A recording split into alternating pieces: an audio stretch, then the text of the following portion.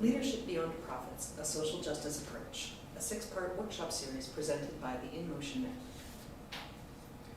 We will take a moment to acknowledge that many of us are situated on Treaty 6 territory, a traditional gathering place for diverse Indigenous peoples, and to state our respect for the histories, languages, and cultures of First Nations, Métis, Inuit, and all First Peoples of Canada, whose presence continues to enrich our vibrant community. Welcome to Workshop 4, Communication and Conflict Management, a Non-Violent Approach. Again, we suggest you pause the presentation at this slide to take some time to consider the suggested pre-workshop exercise. You may want to do this in writing or just in your head. For this workshop, ask yourself the following before engaging with the presentation. What do you consider effective communication in the context of leadership?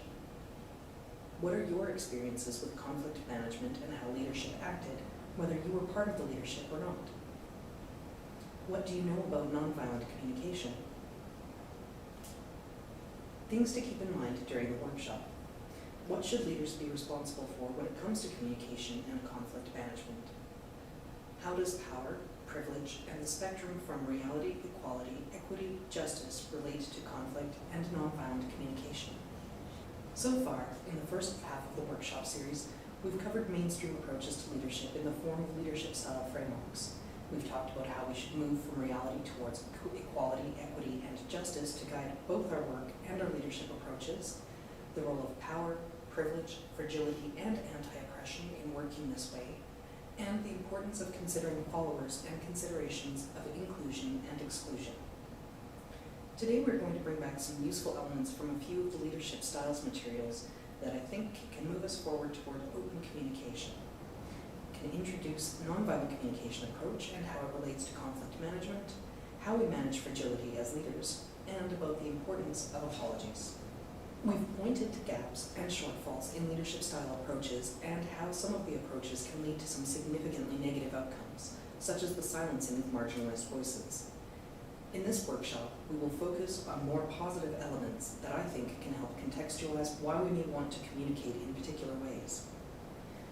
First of all, if you recall, there's a type of leadership referred to as servant leadership. In this leadership style, leading comes second and comes from a desire to serve. Note that it doesn't necessarily mean that a leader choosing such an approach had to emerge as a leader. They may well have been designated formally to lead and are not necessarily a reluctant leader, which servant leadership can imply.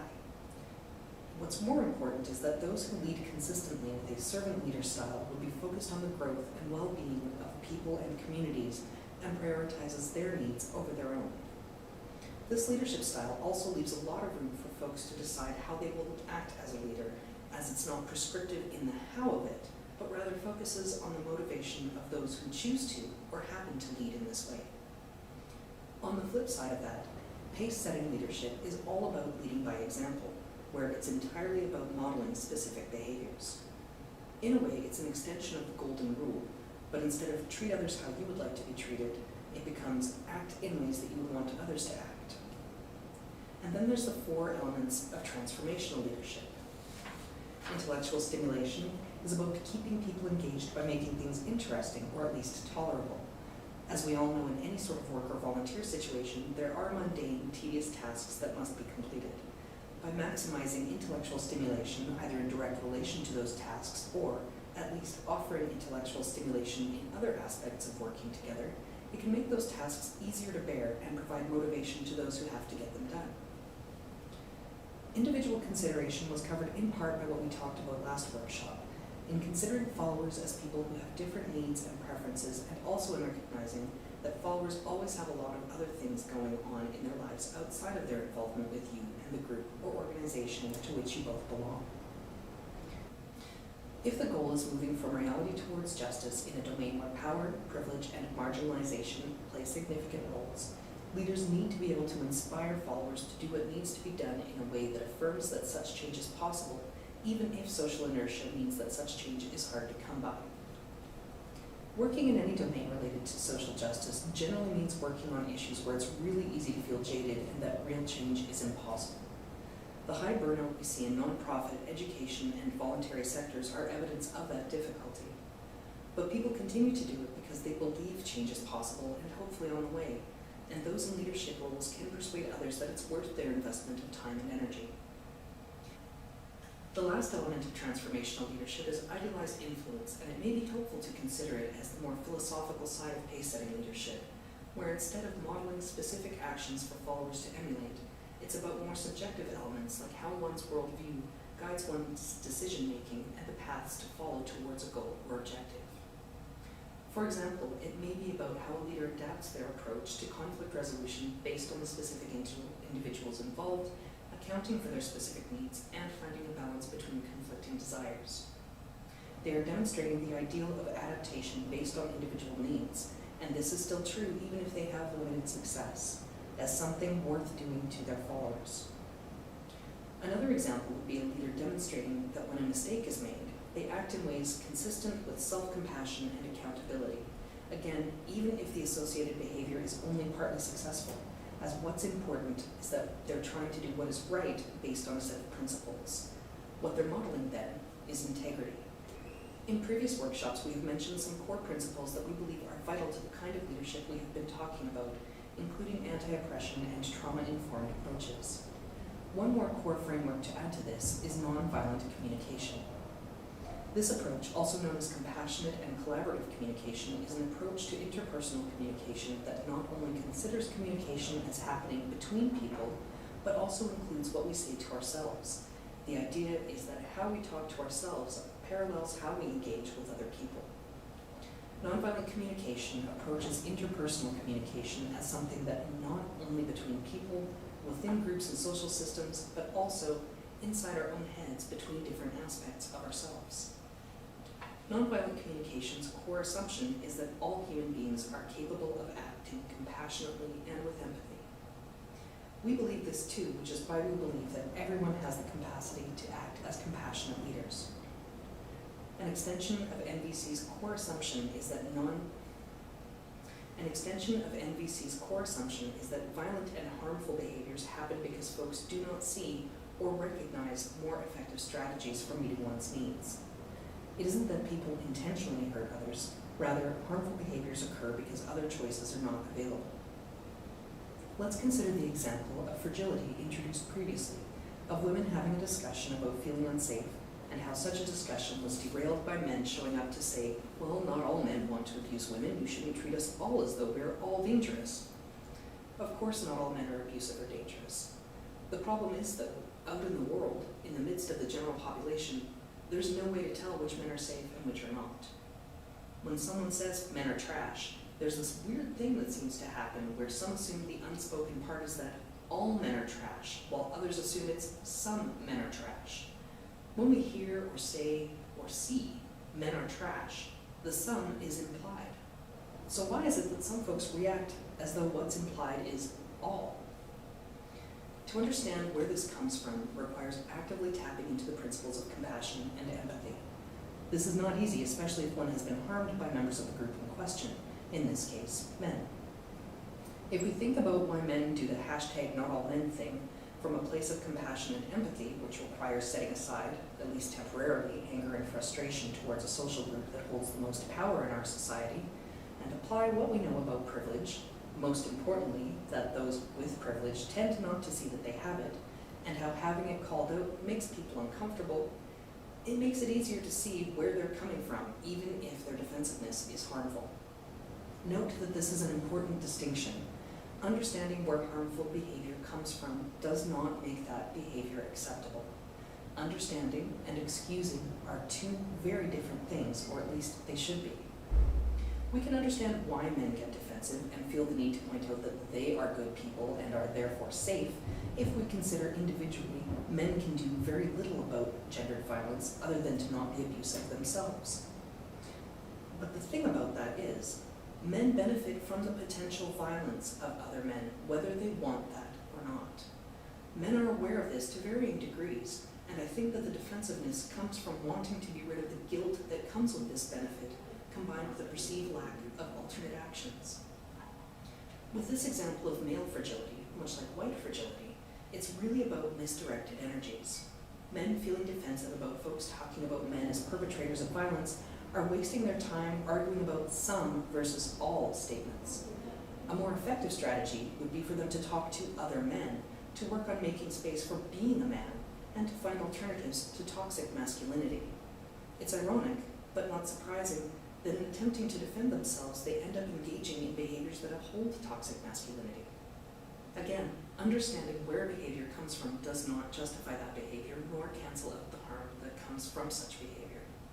Also, understanding where a behavior comes from does not automatically make it your job to fix it. Taking that on is a whole separate issue, and making good decisions about what we should take on versus not is something I'll talk about more in the final 2 workshops. Is conflict inherently bad? It's relatively easy to argue for the position in our society that conflict is seen as inherently bad. But why are we conflict avoidant? A big part of the answer to this question relates back to capitalism. As we've discussed, one-size-fits-all approaches are seen as efficient and, by extension, profitable. It presumes a lack of conflict and values conformity. Conformity itself is profitable. Look at the billions of dollars spent each year in the beauty and weight loss industries, much of which is about conforming to an ideal that is utterly impossible for most. In leadership settings, conflict is often presumed to be bad because of its potential to disrupt work, which slows the journey to profit. This is also why mainstream leadership frameworks often aim for equality instead of equity. Fighting for and prioritizing equity usually involves more conflict. One of us, who will remain unnamed here, has experienced an example of an employer who had told them, "Oh, we're a very flat organization, we don't do strict hierarchical stuff, generally everyone is really happy working here," and how it seemed very appealing at the time. However, they would now interpret that statement as a red flag.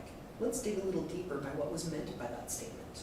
If you were told up front when joining a group or organization that generally everyone is happy here, it's implied that if you join and don't feel that way, or later start feeling unhappy, that is on you.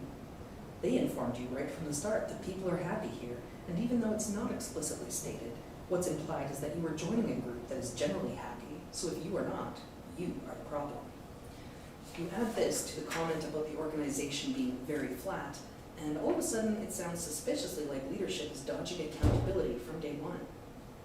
Instead of claiming that an organization has somehow liberated itself from personal conflict, we think that leadership should explicitly make room for conflict. That's not to say anyone should invoke conflict. Rather, we should accept that conflict is an inevitable part of people working together and can thus be managed. Instead of pretending it doesn't happen or sweeping it under the rug, we should consider it as a normal part of group work, just as we would plan for unexpected obstacles we encounter as we work towards our shared objectives. Practically speaking, what might it look like to make room for conflict? Multiple avenues for communication, as mentioned last week, is not only a good strategy for accommodating different communication styles and preferences, it also gives more opportunity for dissenting opinions. If we presume that people's baseline skews towards avoiding conflict, being open to dissenting opinions to come in via varied means might make it safer for people to share, versus limiting people to only share their perspective in group settings, as an example. Sometimes it's easier to express yourself to one person you trust a lot versus a bunch of people with whom you have varying degrees of trust. We cannot stress enough that this is particularly true for marginalized folks who often have the experience with having their dissenting opinions rejected or dismissed because their perspective is seen as asking for special treatment. To ensure their voices are heard, leadership should maximize the various avenues through which they can share thoughts and ideas. Related to last week's discussion, extra attention needs to be given to cultural considerations around conflict. Some cultures are more conflict avoidant than others. That said, one should not presume that a particular individual might be more or less conflict avoidant than others based simply on their culture of origin. You may find that someone in that situation is actually more experienced with and comfortable with conflict precisely because they've had to overcome cultural taboos about avoiding conflict. Here's an example from Lily Choi, the writer/researcher for this workshop series. As someone who grew up navigating two distinct cultures, Chinese and mainstream Canadian, whatever that means, I recall many situations growing up where a parent would yell at me for sharing an opinion when they deemed it inappropriate due to my place in the family. For some people, this might have had an increasing reluctance to speak up when they had a dissenting opinion, but for me, it eventually pushed me to a point where I pushed back. I was 16 and it was a family dinner involving multiple elders, including my parents and multiple sets of aunts and uncles. A conversation about politics came up and I offered my take. I don't remember the actual content of the discussion, but I remember my father getting pretty heated, and instead of disagreeing with what I said, he yelled at me about how I shouldn't speak at all, as I should know my place. I interpreted this to mean that he felt my opinion was not wanted because I was a girl, because I was young, and traditionally, respect for my elders meant that I shouldn't be vocally disagreeing with them. But here's the thing. I felt his position was grossly unfair because my family/culture also greatly valued education, and even not having graduated high school yet, I was 1 year away, I already had more formal education than my father had ever received. So I pushed back and had a verbal throwdown with my dad. I responded with some version of, "You can't tell me I shouldn't have an opinion when you constantly tell me how important it is to have an education. My education is why I have opinions, and I don't see how you being older than me invalidates what I know and what I believe." I think my dad was super ticked off, but he couldn't argue with my logic. From that day forward, he never attempted to dismiss me like that again, and I learned that my opinions had value and were worth fighting for. So despite my culture of origin being quite conflict averse, having been forced to navigate that has likely made me more okay with conflict because it made me fight to be heard when it wasn't the cultural norm. You can imagine how providing opportunity for people to communicate their dissent or disagreement with others in more private settings might make it more likely for people to do so if they, for whatever reason, cultural or otherwise, prefer not to do it in a group setting. Making room for conflict, then, would include any strategy that opens up potential lines of communication. It is perhaps a little ironic that open communication is something generally valued while make room for conflict is not, even though they are, at times, functionally the same thing. An explicit conflict management strategy, then, should allow for the following. By having one, which acknowledges upfront that conflict is a normal and accepted component of working together, helps to avoid a baseline of conflict avoidance. It should give followers more choices for action. To acknowledge and account for the power differentials between those in leadership roles and those in follower roles, there should be an explicit protocol for how conflict with leadership is handled. While it is primarily the responsibility of leadership to manage conflict in healthy ways, this gets complicated if there is conflict involving those in leadership roles. Obviously, good leaders should be accessible, even in those circumstances, but there should also be a way for conflicts with those in leadership roles to access someone other than them who can mediate if needed. Finally, any explicit conflict management strategy should come with explicit written documentation so that the lessons learned can be remembered for the future. Bringing this back to nonviolent communication then, NVC sees conflict as something that mostly comes from miscommunication over needs, usually in the form of coercive and/or manipulative language used to invoke fear, guilt, shame, and similar emotional states. Further, if this isn't corrected, such violent communication strategies perpetuate the conflict further. A point of clarification, NVC is not a pacifist approach. It doesn't preclude the use of force, but makes a distinction between protective use of force versus punitive use of force. An example, let's say an employee is engaging in microaggressions against marginalized coworkers. Let's also consider getting fired as a use of force here. If you fire the employee without giving any opportunity for them to change their behavior, that can be considered a punitive use of force. You're punishing them for behavior. However, if you fire the employee because they continue to engage in said behavior, and this could be happening even if they're trying to stop engaging in these microaggressions but failing to do so, as this behavior is making the place less safe for their coworkers, firing them may then be a protective use of force. Note that the result is the same. The instigator gets fired. But from a leadership perspective, it may be viewed very differently. A punitive approach may teach others, even unintentionally, that mistakes will not be tolerated. But a protective approach may show others that leadership prioritizes the safety of marginalized folks. It is also possible for a show of force to be both punitive and protective. How it's viewed by folks both within and outside the organization is largely dependent on communication. This difference can also be critical in how people from outside the group or organization perceive the leadership priorities. A lot of the recent fervor over cancel culture is a bias towards seeing something as punitive versus protective by focusing primarily on the impact of those being canceled over the harm reduction that is often in play to protect those being harmed or who have been harmed. NVC views miscommunication and thus conflict as coming from compassion blocks, ways of thinking that prevent people from approaching a situation with compassion. NVC identifies 5 specific types of compassion blocks. Moralistic judgments skew us to see people who disagree with us as wrong or bad and focuses our attention on classifying, analyzing, or determining levels of wrongness rather than on what we and the other people need but are not getting. Demands implicitly or explicitly threatens others with blame and or punishment if they do not comply. Denial of responsibility is the use of language that reflects a lack of awareness of personal responsibility, including, but not limited to, attributing one's actions to outside forces beyond our control. Note that we are absolutely influenced by such forces, but personal responsibility already accounts for such influences that affect everyone.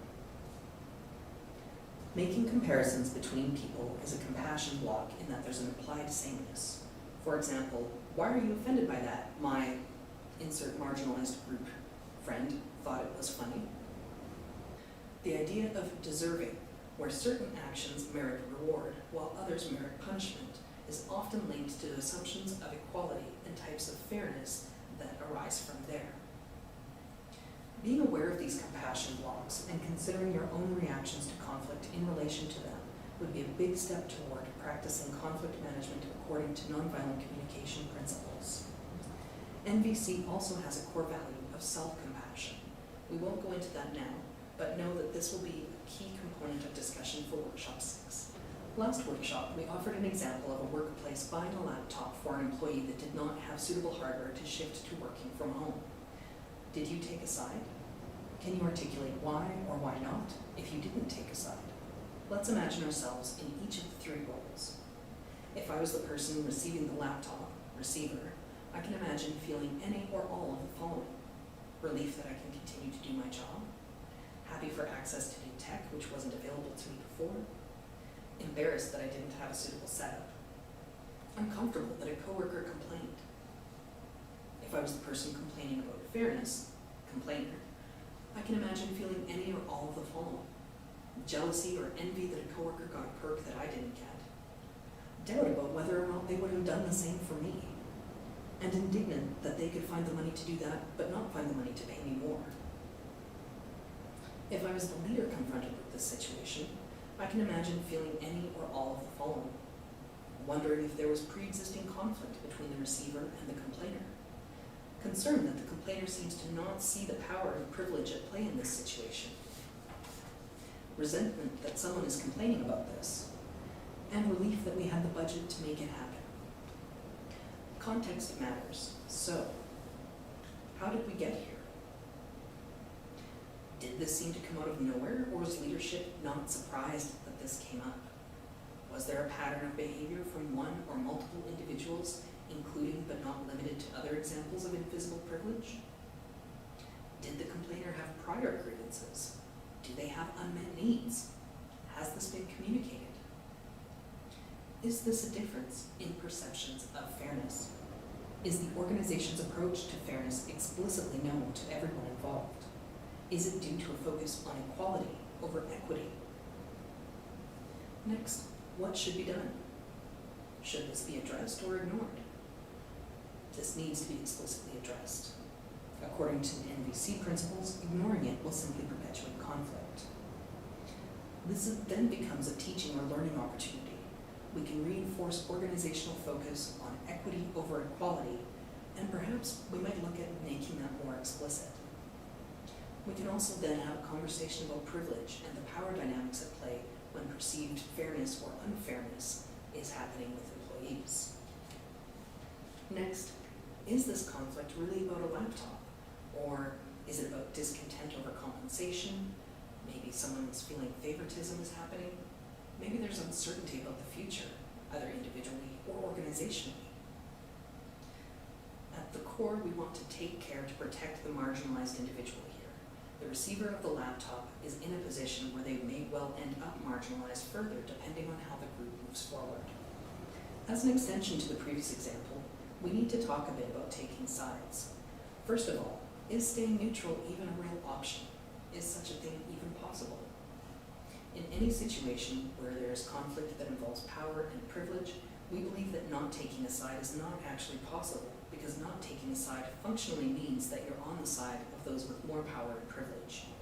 That's because the baseline of being heard is simply louder for the majority. To be marginalized means already your needs and wants are automatically less of a priority than the concerns of the majority. When leadership chooses not to take a side, what actually happens is they are, often unintentionally, on the side of the majority and against the marginalized. This is why, when in doubt, leadership should err on the side of the marginalized, especially when the conflict is with someone who possesses more power and privilege. We typically only hear about egregious abuses in organizations, both through the grapevine or in the news when it's a big organization. But we suspect in places where extreme cases happen, if you look at the history of the group or organization or institution, that there are many, many minor incidents that allowed the environment to become toxic. This is because, again, of the value placed on efficiency. Small problems are seen as trivial and brushed aside because leadership did not expect or prepare for small, trivial problems to grow into bigger, catastrophic ones. When small conflicts are ignored, it leads to organizational culture that is particularly vulnerable to abusive behaviors going unchecked. However, if an explicit system of managing conflict, no matter the size, and folks are encouraged to bring things up sooner rather than later or never, a lot of slippery slope can be nipped in the bud. If we change our thinking about conflict, from seeing them as inconvenient obstacles to working together, to opportunities to turn potentially harmful experiences into a movement towards equity and justice, it allows for real growth for all parties involved and for the organization itself. Think of it as analogous to finding a way to turn garbage into fuel. Again, if we really think of it as moving from reality towards justice, a conflict between group members is the reality. Leadership staying neutral is equality. Leadership working through the conflict for all involved and ensuring everyone learns something moving forward is equity. And incorporating these learnings into future action moves the whole organization towards justice. Related to taking sides, we need to talk about when leadership and the choices and actions taken by a leader are unpopular. This is obviously a very complicated issue and can be the topic of an entire workshop on its own, but I think part of effective leadership requires that those in leadership roles be comfortable or at least able to work through situations in which their approach is unpopular. That's because in a lot of organizations, white supremacy and patriarchy have established a significant baseline foothold. We can expect this to be the default if no one has been actively working against that.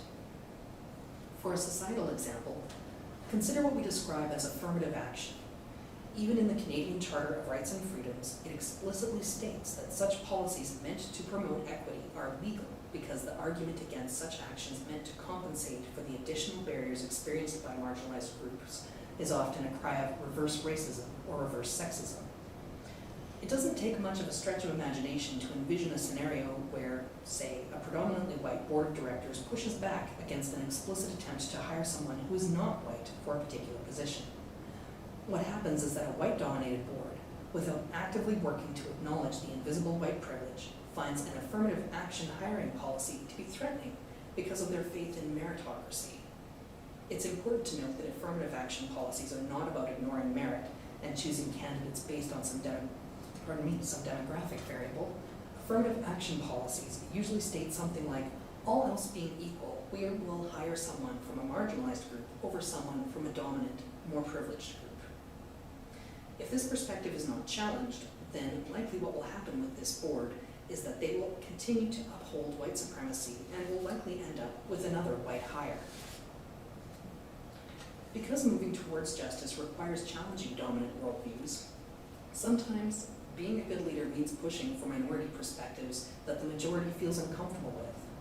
Just like conflict then, I think good leadership makes room for discomfort and actively encourages people to recognize discomfort as a possible sign that one's assumptions are being challenged and that invisible privilege is often at play. This is why anti-oppression approaches and, related to that, anti-oppression training can be useful to any group, regardless of the goals that are the primary reason that the group exists.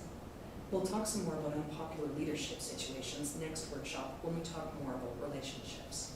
We mentioned in workshop 2 that fragility is a huge barrier that needs to be addressed if someone is to lead from a social justice framework. Quick reminder, fragility is what happens when members of a dominant group become defensive when that group is criticized or has their privilege called out. If we apply nonviolent communication principles to fragility and consider the possibility that fragility happens because members of a dominant group don't know what to do about some of those groups they belong to oppress other groups, what happens is that they end up doing harm by centering themselves in conversations because they don't know what else to do. Earlier in this workshop, we talked about men wasting their energy on various versions of #NotAllMen when women and non-men discuss personal safety. Similarly, we see white people engage in similar defensiveness when racism and white supremacy come up in conversation. Remember, since intent never trumps impact, we are not excusing male or white fragility, only that we have strong suspicions as to why people engage in such behaviors. What would be much more appropriate, if folks are invested in moving towards a more just world, is for the time and energy spent being fragile to shift towards folks who have more privileged social identities to talking with other more privileged folks and leveraging their power for change. This could look like a man asking other men to take action against misogyny, or a white person challenging another white person who's sharing anti-Black or anti-Indigenous content. Fragility is an easy position to default to because it's a manifestation of the golden rule. Other people are sharing about how sexism affects them, but in talking about that, they're actually doing the same thing. This is how reverse sexism or racism is viewed. So I need to call that out. This is a false equivalency because all the isms are dependent on power and privilege. Women simply don't possess the systemic power to enact reverse racism in the ways that misogyny has been embedded in our culture and our institutions. Same with white supremacy.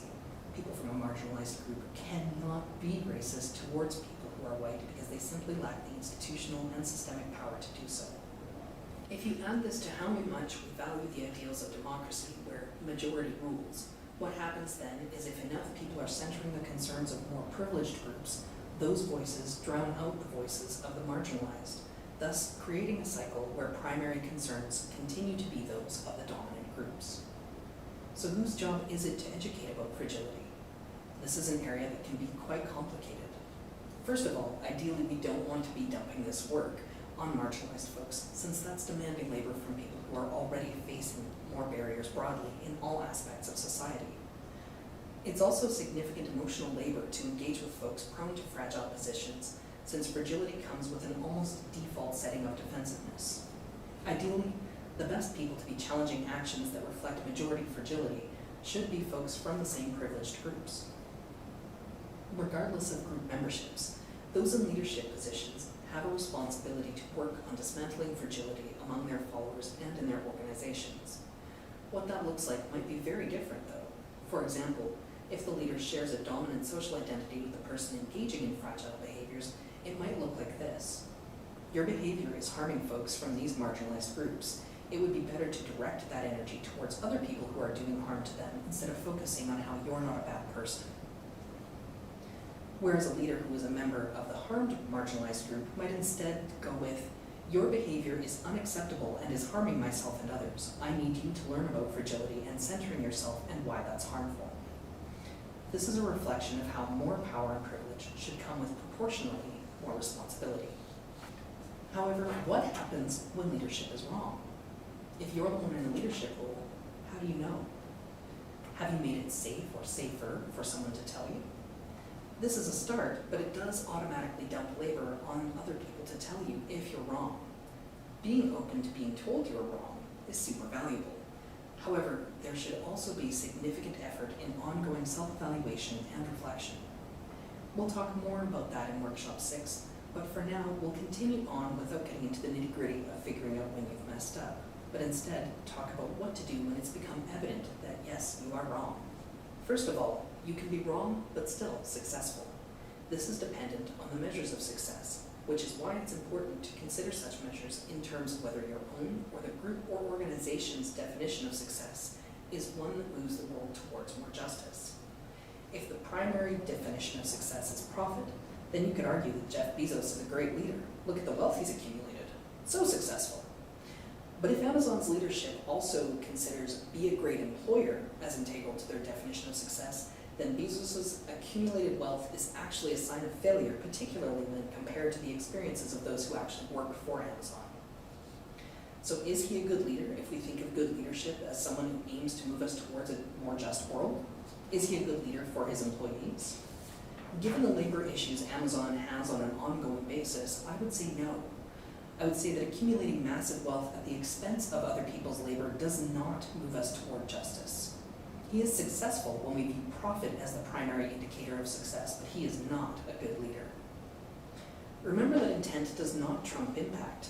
So using Amazon and Bezos as an example, regardless of his intent, his impact is that he has accumulated essentially a bottomless hoard of wealth at the expense of workers who he could afford to pay significantly more and still be successful in terms of turning profit.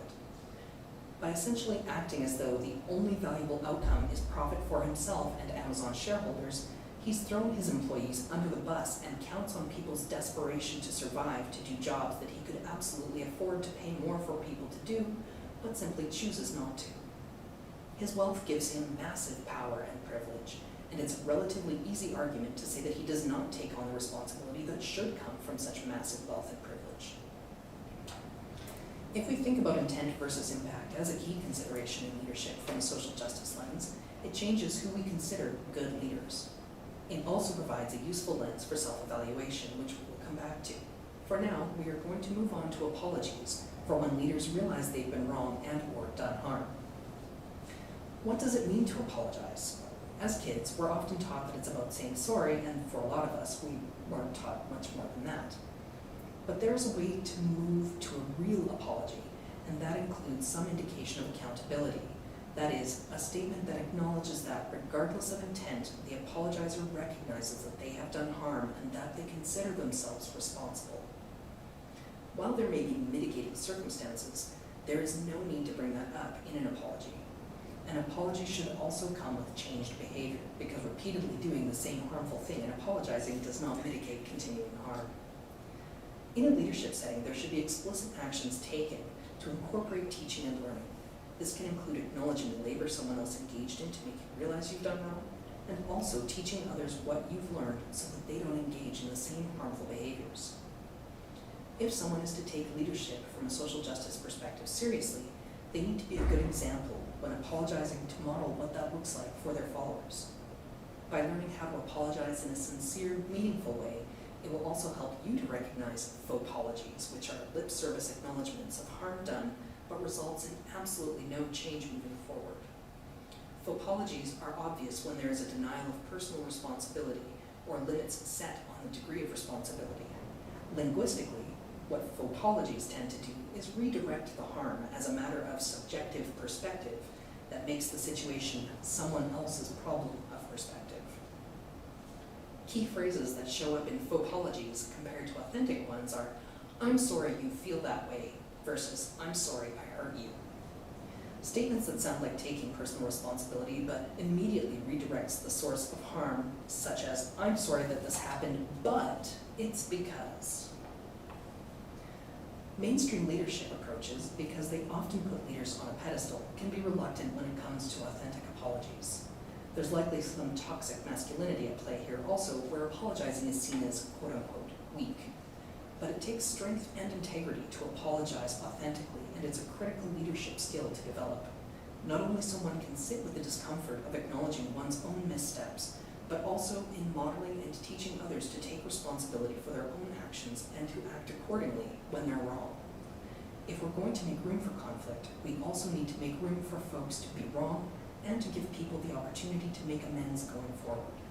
For this workshop, we ask that you consider the following when reflecting on this content. How has your understanding of what effective communication is shifted or changed? How might your prior experiences with conflict management been different if those involved had taken a nonviolent communication approach? The recommended reading for this workshop is Nonviolent Communication, A Language of Compassion by Marshall B. Rosenberg. This book outlines the nonviolent communication approach in detail and will be greatly informative in the context of both this workshop and also for Workshop 6, where we will discuss self-compassion and the importance of self-reflection for those in leadership roles. Next workshop, we will focus on leadership and networking. What does it mean to be good with people, and how does that relate to leadership? What is social capital, and how can leaders wield it as a resource to get things done? How can social capital be wielded to mitigate the impact of unpopular leadership decisions? Leadership from a social justice perspective, especially in nonprofit or voluntary organizations, is heavily dependent on relationships with people and with other organizations. Boundaries are important to consider, so we will talk about those also. We will close with a discussion on succession planning with a particular focus on impact of organizational and personal relationships and networks. Thank you.